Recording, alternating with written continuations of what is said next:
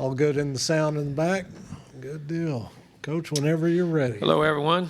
I guess it's game time, and very excited to be here. It's like I say, you always nothing like the excitement of the first game of the season and going through camp, and you come out of that grind and ready to play. So I've been very pleased with our team. Again, still lots of things to improve on and work on, and but guys work very hard. Very good camp, very physical camp.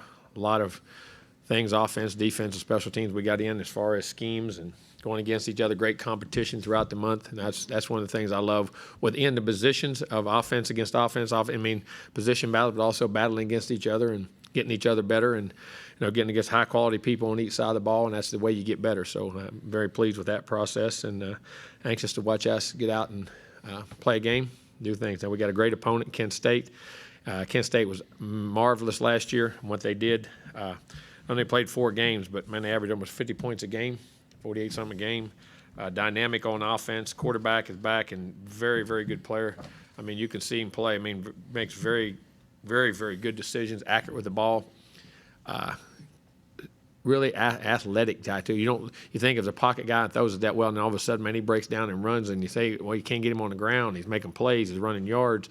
I mean, just a really good player. I mean, just knowing what to do, be around, very talented arm, very accurate. The receivers. They got a really good group of guys. Got some transfers in. Got a guy in from Syracuse who's really good, who had a couple 80-yard touchdowns a year ago, led the ACC in punt returns. Number 82, and what he did. 25 is doing a great job on what he is. Like I say, Nakeem was 82, and 25 is Polk is excellent, can catch it, can run, change of direction, good with the ball in his hands before and after, knows how to get open, knows how to play in that group. Dante Cephas, a receiver, doing a great job there. Up front, experienced. The tailback is not a giant guy, but, man, he's quick, he's athletic, and he's strong. Some of the best tailbacks I've ever been around were not guys. I mean, some of the best ones we had at Florida State were guys who are actually shorter than I was, 5'7", 5'8", guys that could change direction, but were very powerful guys. He's the same way, man. Can catch it, can run. Up front, they're experienced. They do a good job. Their scheme, they know their scheme. They're going 100 miles an hour, no huddle. It's all tempo. They get the ball planted, they get it run, the runs and RPO game and shots down the field, and they do a really good job. So very challenging. And then you read in camp, their defense has been outstanding and really been dominating the camp. And so an offense that has all those guys back, and your defense, they've got, the team has had 12 transfers that come in the offseason. In today's world, you can get quick, you can get really good quick in certain places and get depth and everything else. So I think in that regard, they've got some guys back on defense. Keith Sherrod, the safety who played a couple years ago, got hurt last year or didn't play last year. Him, and then he's backed up by Carpenter, who was an outstanding player. They said safety come in from Maryland, Antoine Richardson, who's in there. The corners are back up front. I mean, 34, he's a big old 6'1", 274-pound linebacker. They blitz and bring and do things. There's athletic inside, their depth. I mean, 28, Burke is a really good player. Clark now, he was 10 last year. Now he's number 3, who's kind of that. And that defense they have, he's a linebacker, he's a safety, he's a hybrid guy. He's just a natural football player, man. Tackles well, very physical. Their 2 ends are very athletic and big. And Harmon and West, they're long inside. With the other C.J. West is a big guy, 330. Diaby's 278. So, I mean, they do a good job. And there's constant movement, constant blitzes, constant edge pressures, interior pressures, mixed to coverage. A very, very tough team to go against in schematically and what they do and the personnel. And the team's won. They've had 2 back-to-back winning seasons. First time they've done that since, I think, the mid-'70s. And they won their conference championship back in '73. So they're coming off. They're predicted to win their side. It's going to be a heck of a thing. And kicking game-wise, their punter is really good coming back. The field goal kickers hit a 52-yarder the other day in a scrimmage. And what they did, the return game, like I said, they had the guy with the punt returns who led the ACC in punt returns. So it's going to be an extremely challenging kickoff return. So their kicking game is very good. They're very dynamic on their punt team, a lot of multiple formations. And they shift them around and move, and you have to know where guys are and eligibles are and all that stuff. They do a really good job. Their kickoff teams are very diversive in how they twist and stunt and do things when they're covering. I mean, this team's a very well-coached football team, and that's why they're predicted to win their conference and play at the top of it. So we need to come out of here, and we need to play well. We need to get out the blocks well. But at the same time, we've had a good camp, too. I've been pleased with our offense, our defense, our special teams, and it's time to go play and do the things we need to do. But we've got a big challenge ahead of us. We need to have a great week of preparation. Like I said, our opponent, this is the week 1 opponent, so that's what we have to put all of our focus on now that camp is over with and get ready to play. Down front, Brent, and then to the left, David. What went into the decision to have Kenyon Green at right tackle? And I would guess that would mean you feel pretty good about left tackle as well in that situation. We do, and it's a different person. He can go play left tackle in 2 seconds. He played both in camp, but maybe by Friday I may flip him to left tackle. No, but I think his right side and what they do, he and Layden on that side are very good. Jameer's played a lot of left tackle before, and what he's done, I mean, he's been a left tackle, started up there, so it's a much natural position to him too. Kenyon's very versed on what he does, and with that group up front, so with Luke and everybody else, and then the young freshman and Aki and all those guys, so we can play him on either side. In today's time, I know this sounds crazy. Maybe in pro football it is a little more. College football, left tackle to right tackle isn't that big of a difference. You still got great players on both sides in what you do. And how did or why did Haynes King ultimately win the starting quarterback Consistency, job? and I think, at the end of the day, everybody says it was his athleticism. No, it wasn't. It was his pocket presence and his ability to throw the football accurately, make decisions. I'm still a firm believer decision-making and accuracy is how you play great football at quarterback. And the legs are an added piece of what has to happen and of where you go. And, I mean, he was outstanding in the scrimmages, practice to just get better and better and better and play with great consistency. I mean, intermediate throws, short game, reads, getting the ball out of his hand in blitzes. I mean, we brought every blitz known to man at him, and I'm a big believer in you have to get him prepared in that regard. Making zone calls, man against zone, man protection calls, accuracy down the field, deep balls, excellent. Played well. And at the same time, I say that Zach did too. This was not a deal where, all right, one guy's good, and they kept matching each other, and he just played a little bit better, and that's where we went with it. But very comfortable with both guys and what we're doing, and very happy and anxious to watch them play. To the left, David, and then to the right, Jennifer. Jimbo, Kenyon talked about the intensity at fall camp, and Isaiah talked a little bit about the chip on their shoulder heading into it. How would you describe the team's focus heading into this first game? Well, I think they understand that if you want to be a great team and you want to be a great player, you have to play with an edge. You have to come with a purpose. You got to come with juice. You got to come ready to play. It don't matter what you've done in the past, how talented you are. This game is about one thing: it's about competition. And when you want to compete, you got to have you got to have a chip on your shoulder. You've got to be able to play. And when I mean a chip on, it's not that you are mad at anything or mad at the world. You just understand the amount of focus, mentally and physically, and the intensity level which you have to play at, and to be successful and win at this level. You understand that what you got to come about with every day to create the habits that allow you to play under pressure and do the things you got to do when it matters. And I think those guys, that experience is starting to show. You're talking about two guys who've started every down, basically almost every down. Isaiah did after a couple games, and Kenyon did from day one. I mean, they understand the level, and that's one of the great things about having veteran players. To the right, Jennifer, and then to the left, Travis. Hi, Coach Visser. Jennifer Streeter with the Battalion. We talked a lot with your players about how they want to make a statement in this season opener against Kent State, and that the statement is showing how hard y'all have worked at camp and will serve as a preview for what's to come the rest of the season from y'all. As a head coach, what statement are you looking to make in this game? We play great, and your opponents, you play like you've practiced. You play like the habits you want to have. And every game, you got 12 times you're allowed to play. The statement is that we're ready to play and we're going to play. It's not that it's Kent State, it's not that it's Alabama, it's not that it's Georgia, it's not that it's LSU, it's not that it's Colorado the next week. Each opponent has its own purpose and scheme you have to play against, and you have to understand how to do that each and every week you come to compete and play. And the statement is that we want to play well. We want to play our game. We want to do the things we do and understand that the other team is a very good team, and they're going to have their moments. But how we withstand the momentum swings, the maturity in which we play with, but more importantly, the consistency of how we play and the way we play, that we don't have self-inflicted wounds. We play a great physical brand of ball. We're able to capitalize with great skill and make plays when we have to, and play a very sound game in all three phases.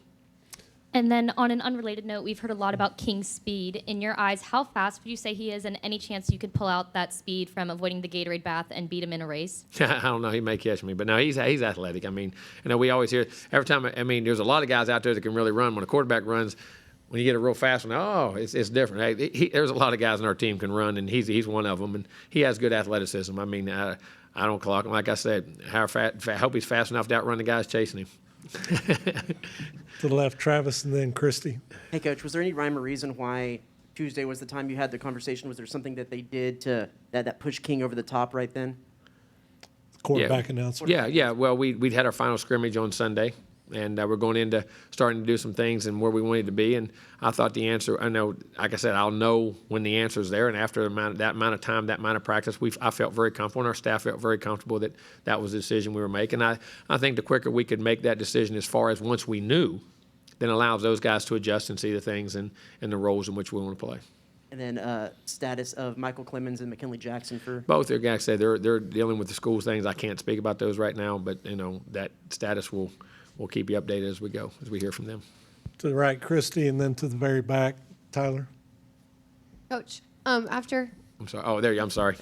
after having Kellen for so long, are there worries or concerns you have as you start a season with a quarterback that hasn't started a game for you? No, I mean I have just as many worries about Kellen after he did. 'Cause at the beginning of every year, no matter how many you got him, 1 year, 2 years, 3 years, 4 years.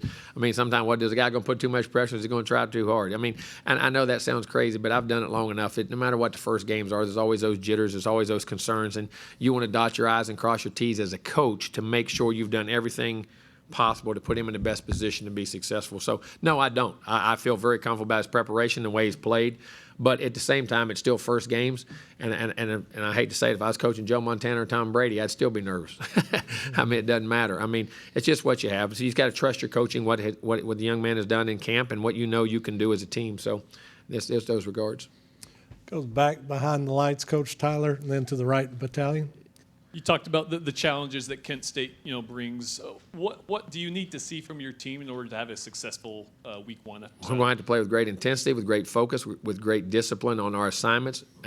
We have to play great football. We're going to have to make plays. They have very skilled guys that can throw it and catch it and run it. They block. That quarterback knows where to go with the ball and how to get there. Defensively, the multiplicity of the different blitzes and fronts they have, getting hats on hats, getting communication, doing the things you got to do so you can be successful and eliminate the negative plays and not make them earn everything they get. They're going to make plays. They're a very good football team. We just can't give plays away in all three phases and make sure we take care of the ball and get chances to turn it over on them and play very physical. Got to tackle. The thing about spread teams, you got to tackle well in space. Our tackling, in space. You have to get guys on the ground. You can't, whether you cheat the box or you put extra guys in the box or whatever you do, and there's different people in the way they play. You're always on an island up front or in the back end at different places. So you have to do that. And the same way when you're playing against their defense, the multiplicity of blitzes and things we do that we get hats to hats can create creases in the run game, protect the quarterback. We got to get open when we run routes, making the right decision. And the special teams, you always worry, all the alternative kicks. They will alternative kick you in 2 seconds. They'll squib one, they'll bloop one, making sure we can cover them, making sure we can get on them. Multiple things they have to do in their punt team, their different formations, making sure we're eligible. We stay locked on those guys. We receive balls, we catch balls, and we cover well. I mean, there's a whole multitude of things, and this is a very experienced team for them. They have, I think, 21 or 22, something like that, over 50-year graduate guys on their team. They've got a ton of. That's a very veteran team. The right side, Battalion, to the left, Zach. Howdy, Coach. Ryan And they're Faulkner. very well coached. How's it going, Coach? More than anyone else, your players today have talked a lot about Leon O'Neal and the role that he plays on the team. So I was wondering if you could just talk a little bit about what he does for the squad. And What they say he did. Hey, I joke about that sometimes. What guys do on a team, a coach knows parts of, you don't always know. I mean, because there's inner workings of a team. Like I say, we manage it and they run it. But I think Leon is really matured. He's really done a great job of creating energy, his leadership. And one thing you can never doubt about Leon, he loves to play ball. He loves to work out. He loves to get preparation to play. He loves to play, and he loves being at Texas A&M. And that energy is infectious. I mean, it can create the juice, and you got to have those guys, man. That you can see every day they love what they're doing because football's a game. It's tough. You know what I mean? And sometimes, and they have different personalities. Some guys feel sorry for themselves one day because they're tired or so. It's just whatever team I've been on. You never see that with Leon. I mean, he's always got juice. He's always playing. He's always going hard, the things he has. And I think his leadership and from that role has been really big. I don't know if that's what they said, but, I mean, he loves being on that football field. Absolutely. And just one more question about him. I know he likes to make a statement, especially on the field, like wearing orange gloves in last year's Halloween game. Have you seen any of those? What's been your favorite thing that you've seen from him? Nah, we try to keep him down and keep him in the mode. And listen, I'm in camp, man. I don't see a lot. I mean, right now we've been in drive mode. And in camp, they don't try to make a statement. They just try to make sure they get things done the right way. Go to the left, Zach, and then to the right, Olin. Jimbo, the SEC announced today that it would kind of take up what a lot of other conferences have, and that's if a team is unable to play because of COVID-19, they would have to forfeit that conference game. Is that something that you do what now? I'm sorry. So if a team is unable to play because of COVID-19, if they have an outbreak or cases, then they will have to forfeit that week's game instead of playing against the team that they were scheduled. So there would not be a makeup game in that case. Yeah, I mean, here's my thoughts on that, and I say this. Listen, COVID is here. It's here to stay. And there's people getting it that are vaccinated and doing everything right. I mean, I hate that part of what we're doing. I mean, I do, because I think could be some things. Now, hopefully it doesn't. Hope nobody gets it. Hope that doesn't happen. But when you're doing everything right and you've done everything and you've been vaccinated, you've had your booster shots, you've trying to keep your protocols, and they do, I think that's a very tough thing to swallow. But listen, the rules are the rules. They are what they are, and they go. And then I can understand that if it's something that is out of our control, if there's been sloppiness or things of that nature, they haven't done everything to prevent that. But that's a very tough thing to swallow when you're doing everything right and you get it. You know what I'm saying? And it can come from anywhere, because we don't know. We're still finding out so much about this disease, thing. We're getting COVID because we don't know. I mean, guys, we've had it. I mean, we've had people. I mean, you see people now who have been vaccinated and actually had it, getting it again. You know what I'm saying? I mean, and they're trying to stay clean. So I mean, that's a tough thing to me. I mean, when you're forfeiting, take a guy's dreams away. But hey, it is the rules. It is what it is. And listen, I'm not in charge. We play by the rules. To the right, Olin, and then to the back, behind the lights. Yeah, Jimbo, I understand you said you're not too concerned about first-year starter at quarterback, but I do wonder if you're in a position, if you find yourself in a position with a first-year starter and a true freshman at center, are you Well, worried you got about Luke in there to play. So Luke's not a true freshman. I understand that, but I also know Well, if he gets in there and plays, no. I mean, listen, those guys are on scholarship. That's the world. That's the way of the world today. Listen, you got freshmen playing. This is not like it was 15, 20 years ago. I go back, and I used to tell them guys all the time, I tell our guys to have patience. You go back to the late 70s, 80s, and early 90s, there was a run, and I can't remember. It's 18 out of 19, 17 out of 18, whoever. Whoever had the most juniors and seniors won the SEC. You know, guys never got to see the field. They were redshirt sophomores and juniors. You know how many transfers I'd have if I didn't see the field between redshirt? You didn't get to play as a redshirt sophomore or junior. I mean, some do. I mean, those days are different. So to say you got a freshman here, a freshman there, a freshman, guys, that's just the nature of the beast. And these kids are a totally different animal as far as their preparation and their knowledge of the game and their physical skills to come in and play. Some guys are blessed like that. I mean, I can name you 3 linemen I had at Auburn. I can remember off the Willie Anderson, Victor Riley, and Kendall Simmons all started as true freshmen, all first-round picks. When they play as freshmen, you thought they were fourth-year juniors. I mean, you know, so certain guys are like, you know, Foster's a very physical guy and very smart guys. And we wouldn't put guys in there, not only are they not only ready physically, but they're not ready mentally. If we put them in that depth chart and we're ready to go, we feel very comfortable with them playing. I don't try to worry about that. I really don't. Yeah, that's why I was going with that on the communication part. No, it does. I mean, no, but we've done it every day in practice. I mean, they get that communication in practice, or if Bryce doing it with another guy or whatever it is. I mean, that is in today's time, man. That's forced out there and so much more. But you know, again, you don't ever know if they get into those bright lights. But at the same time, I'd be shocked if those guys weren't if they were playing that they weren't play very well, because they have doing camp against some really good people on the other side. Go to the back behind the lights, Mike, and then down front, Cole.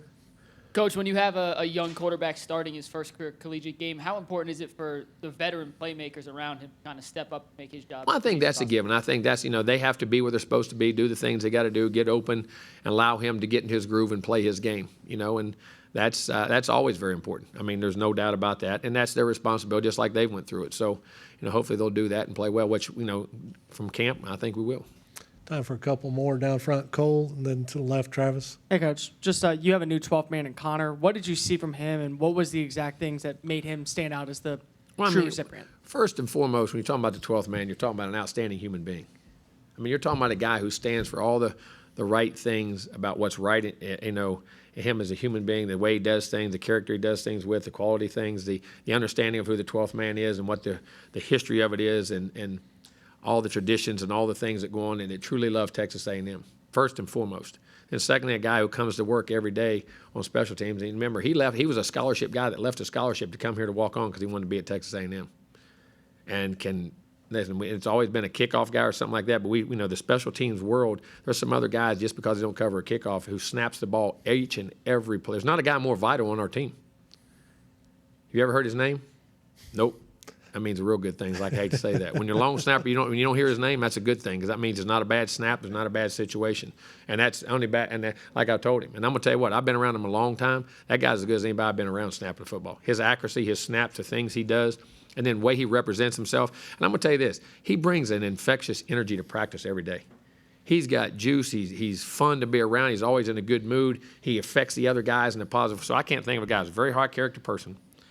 One of the best. You put the ball in his hands on every snap, whether it's a punt or a field goal or some kind of PAT or something of that nature, who does it as well as anybody I've ever been around, and then who affects his teammates in such a positive way each and every day in the way he represents himself and has great love and gave up a scholarship to come here and be part of us and be able to walk on. To me, that's what the 12th man epitomizes, and very happy to have him there, and I think our team is too. Go to the left, Travis, and then second row, Cease. Hey, sorry, this is a little out of left field, but have you seen the recruiting internationally, an uptick from college coaches just in Australia, around the country, generally speaking? And kind of what is that process like for a program, generally speaking, when you look outside the country? Well, I think first and foremost is, I say this all the time, we used to be, you stayed in your own little area. When you used to recruit 35 years ago, man, it was a regional world. Then it became a national world. We're in a global world. The world and the ability for transportation, communication, different things. We're in a world now that's so much different because of the ability to communicate. And, you find players everywhere. And you see it in basketball. You've seen it now. When I was at Florida State, we had one of the best players I ever had, a guy named Bjorn Warner, who was a German exchange student we found up in Connecticut at a prep school that ended up being a first-round draft pick, played great, was an All-American for us, all-conference player, was a dominant player. I've had Peter Dykowski and guys I coached when we were at LSU, guys from Canada and different things. So, I think this is there. And those kids are coming over here wanting to play football, and they were on a tour and come by camp. And, you have guys that do that stuff all the time. You know what I mean? That's the kind of world we're in now. And they want to be in American football, and they get out and we watch video. And it's, like I say, it's not – before you couldn't get video. You know what I mean? I remember when you used to go back, and when I started coaching, coach would be fighting over the film because there was only one film. So if you got the film, you could recruit the guy. Nobody else could evaluate the daggone guy. Then they came VHS, and they'd be able to copy a VHS machine. We thought that was unbelievable. You could, make a VHS copier, and then you had super VHS, so it wasn't so blurry. You could read it. You know what I mean? Now, because of film and be able to pull it up on a computer and communication and all the things that go on, being able to see those young men is so much easier, which allows you to recruit. And, we get, wherever players are and quality young men that we think can fit in our program, we're going to go do that. And we're going to always do that. To the left, Cease. Jimbo, I know all teams are different, but last year you guys didn't really have a great opener. You got a lot of those players back. Is this a chance, part of that learning process, for them to come out and put a good opener together? Also, I think our opponent played pretty good too. And there's a lot of things that go into openers. Every team, you can't compare one team to the other. Every team has its own personality, its own dynamic, its own camp, what it went through. We went through a whole different world of things last year. Now, saying that, I hope we do go play well. It doesn't guarantee you go play well. You got to perform, you got to prepare, and you got to have the confidence and hopefully we've created the habits through spring ball, through summer, through fall camp that allow us to play well early and what we're trying to do. So hopefully those guys, like I say, the experience that have learned that, okay, I didn't play as well in that game. Maybe this is my camp better here, different things going. Hopefully they will learn from that and play better because we're going to have to. Again, I say this, we're playing a very good football team. All right, Rob, you'll wrap us up. Howdy, Coach. Howdy. This weekend, we're going to have the red, white, and blue out again. Very special. Can you share your thoughts on that? I'm going to tell you something. Whatever we can do, my respect for people in our military and to do the things we do, and the respect for this country. I don't care. No place in the world is perfect. Everything has issues. There's no perfect players. There's no perfect people. There's no perfect anything. But I'm going to tell you what, there's not a better country in the world than ours. And what we stand for and what we love, and the people who support it, the people who defend it. Freedom is not free. There's a lot of people who pay a lot of prices and a lot of people who have paid, things that are going on with 9/11, all the different things that go on in our world, and we can't forget that. And to me, we wouldn't be sitting here doing what we're doing without those people who have sacrificed and give us the ability to have the freedoms in which we have, and my utmost respect and dignity for them, and to remember all those folks and remember our country and what we're here for, because at the end of the day, we're still in a beautiful country. No matter there's issues we got to fix, we got to get better. Listen, and there will be to the end of time.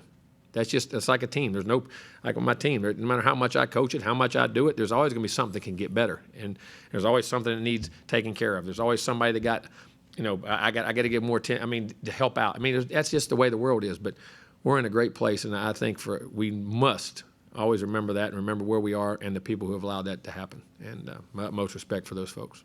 All right, Coach, thanks for your time. Thank you.